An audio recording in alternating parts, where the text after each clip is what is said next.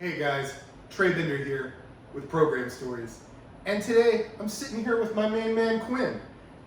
And we're going to talk about a different facet of the troubled teen industry in this country because we feel like there's really not enough awareness to this facet of how the troubled teen industry works. Okay, Quinn. So let's start from the beginning. Okay, tell us about your experience through the troubled teen industry and the school you got sent to. So Trey, my experience with the troubled teen industry started in directly coming from middle school to high school. Okay. I started having difficulty with socializing in middle school, especially around the 7th grade. Okay. It really started in the 6th, if I think back, but it was only really noticeable in the 7th. By the 8th grade year, I had no friends. I was acting out because I was lonely and had no one to socialize with. Even at home, I didn't have brothers or sisters that were my age, or at home. My parents assumed that I was happy being a loner. And so I had very little socialization, and that really causes a lot of mental health problems that really aren't, they're known by psychologists, but not really studied as well as they should be. And that led to my parents really did care, right? They wanted the best for me, and they did some research to see what options the local school system in my hometown had. And this was back in Greensboro, North Carolina, That's right? correct. That's correct. And the option that they came up with was, it was originally referred to as Millwood School or Millwood Academy. Don't remember whether it was academy or school. But then the second year I was there, it was renamed to Crossroads, or maybe it was the middle of the first year. I can't remember which. Okay. The goal of that particular school was to be an alternative school paid for by the school system, which would help kids that had different needs from the rest of the school system find their way into a productive outcome for the public school. They had very limited class size. I think at most they were designed around 30 to 60 kids total for the whole program.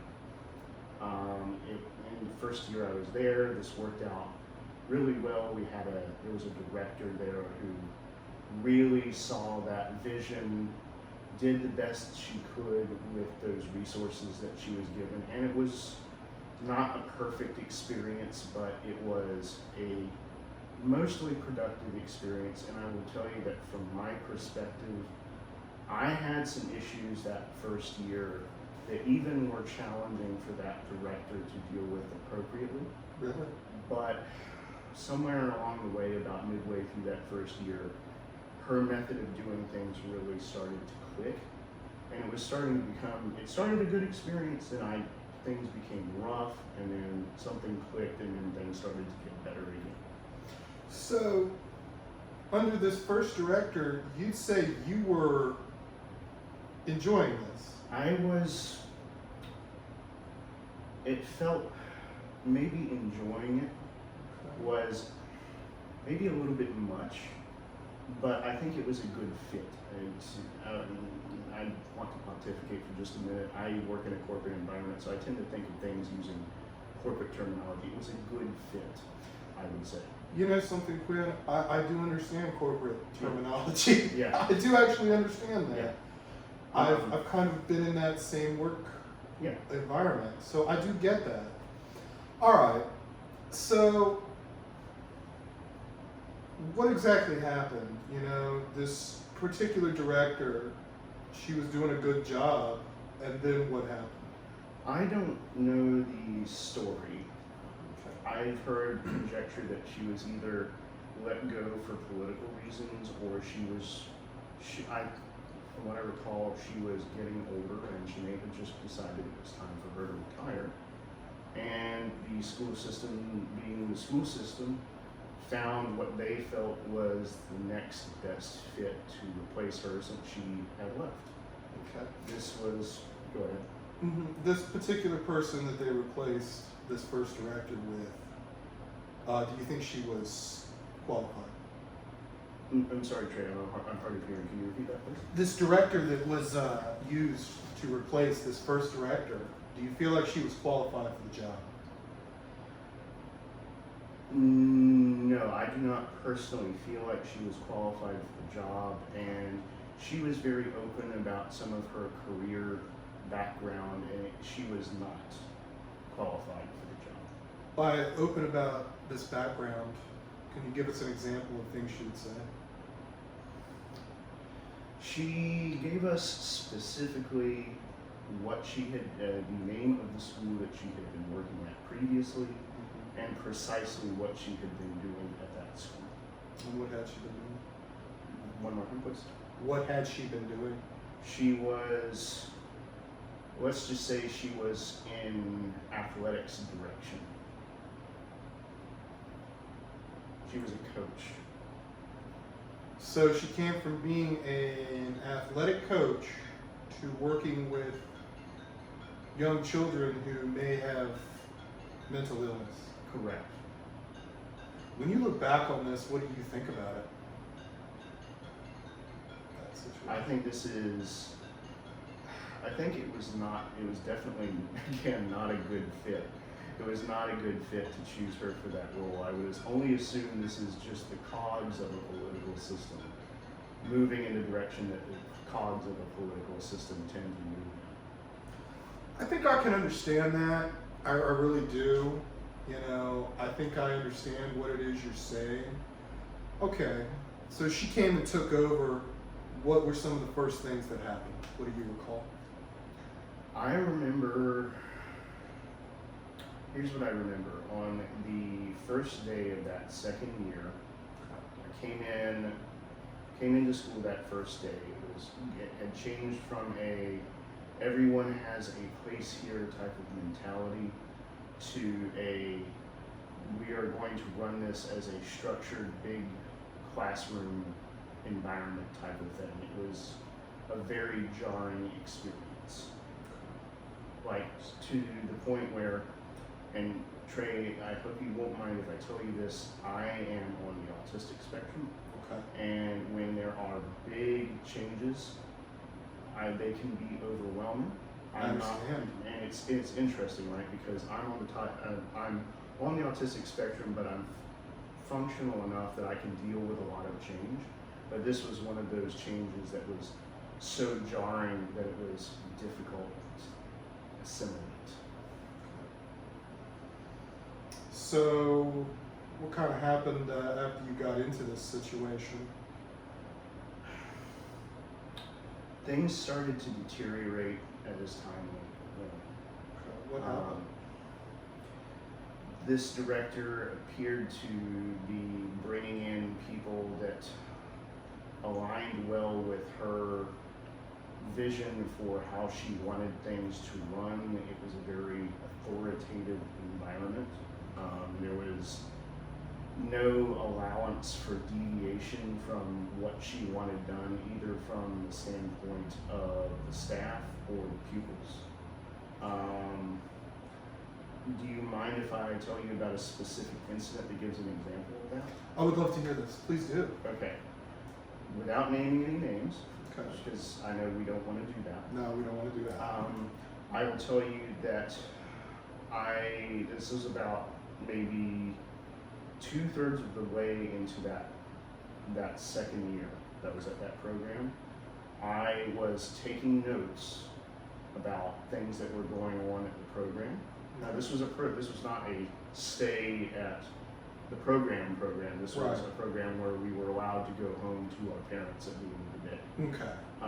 I was writing notes as my parents had actually recommended. My parents were aware that things were not going in a good direction I at see. this point, and they had asked me to start to take notes, and I had foolishly started to draft a letter kind of a cover letter, if you will, along with these notes. Mm-hmm. And I was unaware that the teachers were instructed by the director to search students' desks every single night after the students left. Really? And they found this cover letter and confiscated it, and I was never regarded as a bad student there, Mm-hmm. which I suspect may have had something to do with how this was handled. But it was made very apparent to me in a pull-aside discussion Yes. that it would not be tolerated for me to write these sorts of notes or these sorts of letters in that program. Okay. And that came directly from the director. She actually pulled me into her office for that particular night. Really? Yes. Okay, so after this happened, what was it like? Like, what happened? Did you tell your parents about this? What did they do? Did you stop it? Like what happened after? I must have had that corporate mindset already in my brain at that young age, because I kept my mouth shut at that Okay. time. I did not, well, not to my parents, to the people at the school. I kept my mouth shut. I never took notes again. I was very fortunate at that young age, unlike now, that I had a decent memory at that point. I just didn't need to take notes. But, trying to be the diligent pupil that I was trying to take notes at that point. Okay. But I learned to rely on my memory at that point, and I just kept memory of everything that happened. And Okay. told my parents every single night what was going on. After another 2 or 3 months, my parents had progressively been in meetings with the people in charge of my individual education plan, and they put together an individual education plan to allow me to transition away Okay. from that program. And over the next 2 to 3 months, they slowly allowed me to exit willingly from the program. I see. I want to go back and touch on these notes you were taking. What kinds of things were you seeing and jotting down? Like, what stands out of your mind amongst these small things? Trey, I have to say, and going back to a point I made just a minute ago, my memory has become progressively worse as I've gotten older. I understand. And there was nothing. I was very fortunate that during that particular year, there had not been any incidents that I became aware of that were salacious or over the top crazy. It was more a list of, this particular person has done this, or this particular person has done that. And it's all stuff that any reasonable person would say, hey, that's not good to be doing that. That is not a productive environment for children who need a little bit more care in their education to be subjected to. And there were notes, obviously, about things that the staff had done that were overly authoritative. I think that was really what led to that interaction, plus that cover letter where I was explaining in terms that would be appropriate for higher levels of management above the director at the school system level to understand what was going on.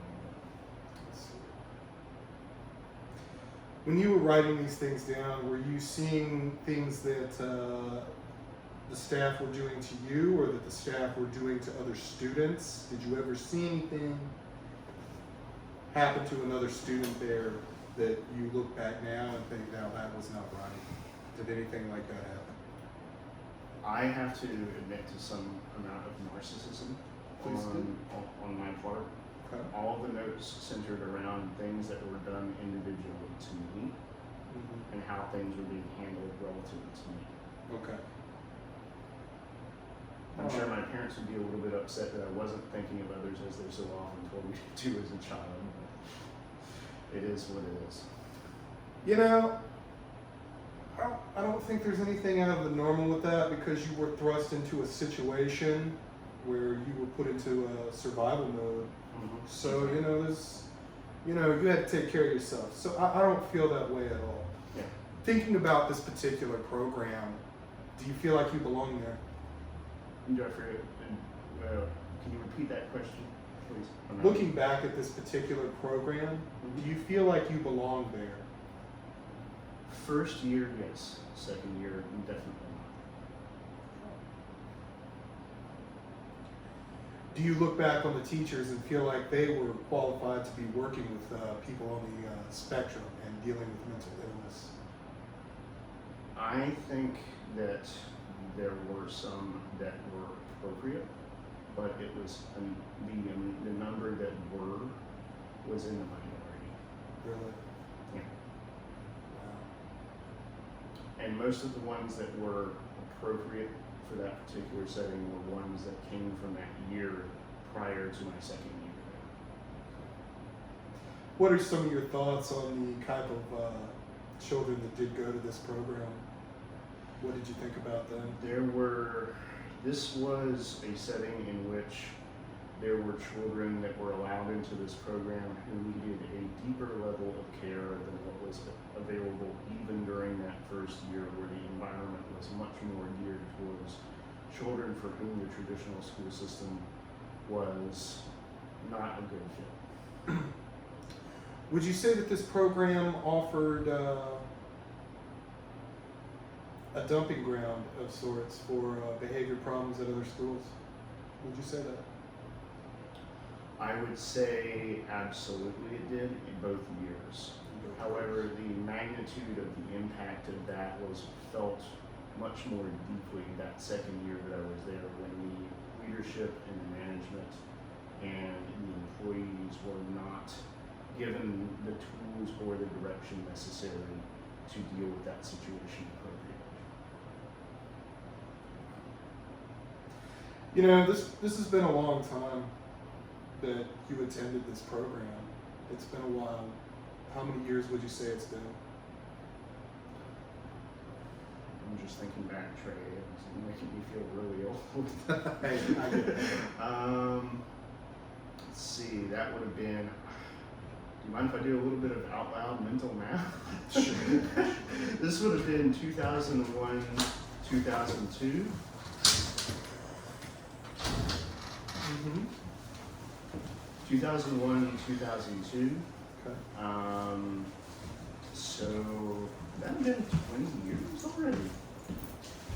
Yeah, it would have been a while, wouldn't it? Yeah. Sure would have. Wow. Where does the time go? Have you had any contact with any of the other people that you went to school there with?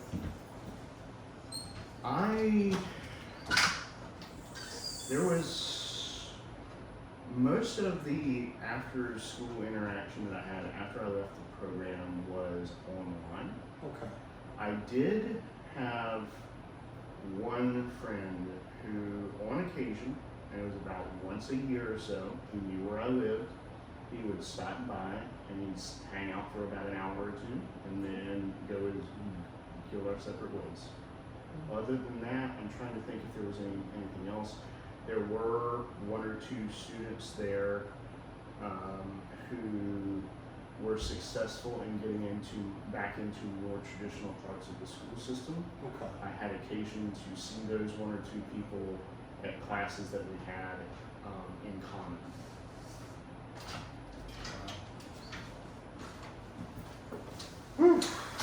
And there were some kids there that I knew that actually went on to do some seemingly reasonable things, and there were some folks there for whom clearly the program was not enough. Yeah. I agree with that. How do you feel looking back at some of the things that have happened to some of these people that you went to that school with, knowing that some of them have ended up in prison? What do you think about that? I'm going to make a very matter-of-fact statement on that, which is, given some of the behavior I witnessed, that outcome is not surprising to me. I see. And that's sad to say that. So you would say there were people there who really legitimately needed to be there because of their mental illness? Repeat that, please. You would say there were, in fact, people that legitimately did need to be there because of their mental illness? Yes, absolutely. There were people that did need to be there. Yes. But you don't feel like you needed to be there?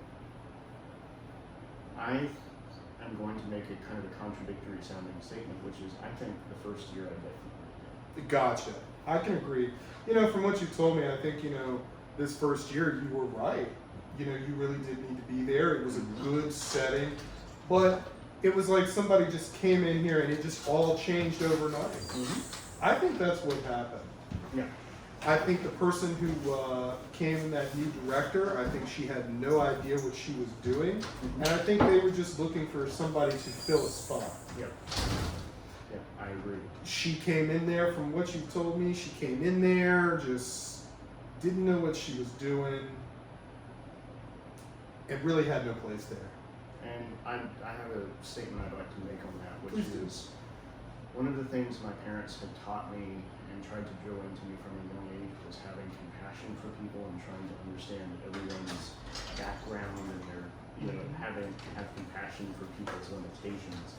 And in a way, I feel bad for that second director. She was put into a position where the only thing she could fall back on was whatever limited knowledge, whatever limited scope she'd been exposed to in the past. And as a result, that limitation really harmed her ability to perform in that particular. I understand that. What was your relationship like with this new director? I'd say beyond the first month that she was there, it was adversarial. Really? Yeah. So you and her didn't get along too well? Not at all. I always felt like any interaction with her was a negotiation of sorts. It's, again, I hate to fall back on that corporate mentality, but that corporate mentality was always there even at that young age. Mm-hmm. And I remember very vividly, even though I don't remember much very vividly from back then, I remember going into her office on a few occasions and it felt like it was like a job negotiation. Really? At any discussion I had with her. Wow. So it was never pleasant talking to her? She was never outwardly aggressive, but it was never pleasant. I understand that. So, I want to ask you this. You know, from what you told me, this program did a lot of bad for you. What are some of the things that happened as a result of leaving? As a result of leaving, Yes. I went on after that particular year to the school allowed me to complete the rest of my schooling from home. Okay. But they will also allow me to mix that with some vocational schooling. Okay. That actually got me back in with a good crowd because my thing has always been technology. Okay. And the county had a great vocational program for kids that were into technology. Mm-hmm. As you probably are aware, geeks like to congregate together. Oh yeah. And so it was finally, oh my gosh, these are my people. It was like it was a rejuvenation of my ability to use a little bit of schooling that I did and flourish at it. And actually, Trey, it's interesting that you bring that up because I had forgotten until just this instant that one of the two courses that I had at that first year after that program, Mm-hmm. one of the courses I had in the traditional school system was actually with one of those classmates from that program. So, Really? Yeah. It was like a applied mathematics course. Jeez. But that particular classmate did very well. There was some head bumps along the way as there had been for all of us, but it was good to see that there was some good follow-up there. It seemed to be a good environment for both of us. So, Quinn, from what I'm gathering here, you really were able to overcome this. would you say that, or how would you say it? I would say that I don't want to say I've overcome it because to this day I still struggle with some of the issues that got me there in the first place. I understand. And I have not really, in this, what I don't think what a psychiatrist would consider overcome it. I've more learned to work past it. And, you know, one of the interesting things that I have struggled with after the fact, and especially my current job has taught me this, is a lot of what I dealt with back then was self-judgment.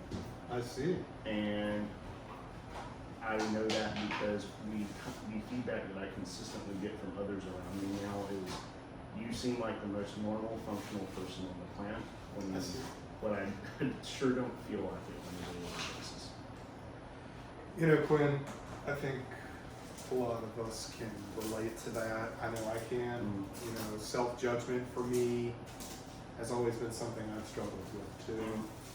But I just want to say, you know, Quinn, from what you told me, I feel like your story is one of triumph. I really feel that way. I feel like you were able to overcome and escape this program the way you did. That's the way, that's what I'm getting from hearing your story. I want to circle back sort of and talk about this particular director. Would you say she did any kind of harm in your life? In the grand scheme of things, at the end of the day, the worst thing she did was to destabilize what was actually a really beneficial situation for me.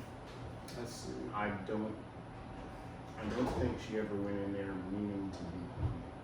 I think the lack of the resources that she had, the lack of the knowledge that she had, the lack of the specialization that she had in that knowledge that she had, I think led her to not being able to do the things that she needed to do. And that all led to that destabilization. And I think it was interesting to observe that environment in that program because it kind of felt sometimes like I was the only person who felt that destabilization. I see. And that everyone else dealt with it better than I did. I think I could really understand and relate to this, Quinn. You know, I feel that way having gone through the troubled teen industry the way I did and hearing your story about it too. Mm-hmm. I want to ask you this. Is there anything you'd like to say about the program you went to now in your adult life? Like, what do you have to say? I have to say that the first year that I was at that program, that was life-changing. So it was a good thing. It was a good thing. That first year, had that continued, I can only imagine what the rest of my life would have been like with that level of support in those formative years. Mm-hmm. But to have that end so suddenly, Yeah. I'm less worried for what happened to me that second year and more worried for what happened to other people. Because I kind of feel like some of the others that were at that program that second year were not.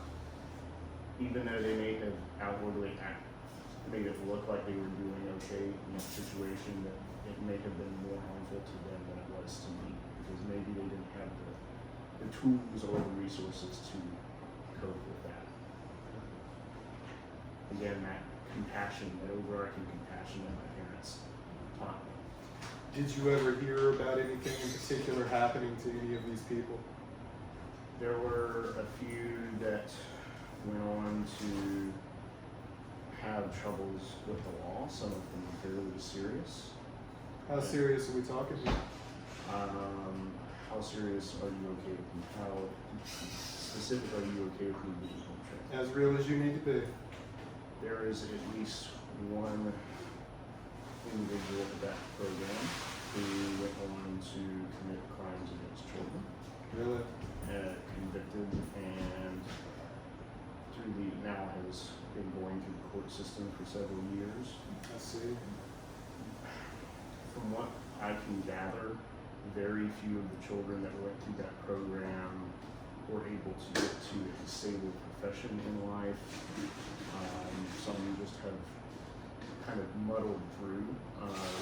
The individual that I mentioned earlier, who I later had a later in high school class with elsewhere, Yes.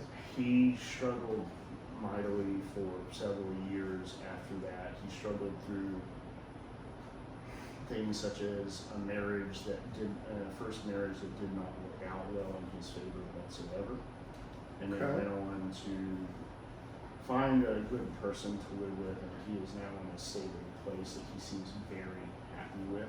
Well, I'm glad to hear that. I like hearing success stories when it comes out of this. I am glad to hear that, but at the same time, from the people that you've told me about, hearing that an individual went on to commit a crime like that, I want to ask you this. Do you feel like he would have done that had he not been at that program, or do you feel like this program didn't do enough? What are your thoughts on this? I have a viewpoint on that, which is maybe a little bit controversial, which is I don't think the program or the lack of the program would have had any impact on that outcome whatsoever. Why is that? Repeat the question, please. Why is that? Just having observed the personality type of that particular individual, I see.